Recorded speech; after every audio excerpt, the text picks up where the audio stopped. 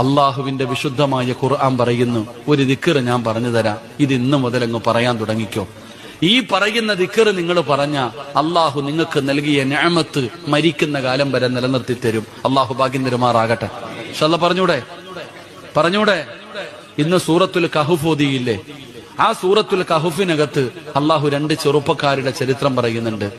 അതിനകത്ത് ഒരു ചെറുപ്പക്കാരൻ തന്റെ കൃഷിയിടം മുഴുവനും തന്റെ വിളവുകളൊക്കെ നഷ്ടപ്പെട്ടു പോയപ്പോ ഒരാളോട് പറയുന്നുണ്ട്, ഒറ്റ ദിക്ർ പറഞ്ഞിരുന്നെങ്കിൽ നിനക്കിത് നഷ്ടപ്പെടില്ലായിരുന്നു. നിങ്ങൾ ഖുർആൻ എടുത്തു നോക്കിക്കോ, ചരിത്രം പറയാൻ സമയമില്ല, അതുകൊണ്ട് ഞാൻ ദിക്ർ പറഞ്ഞു തരാം.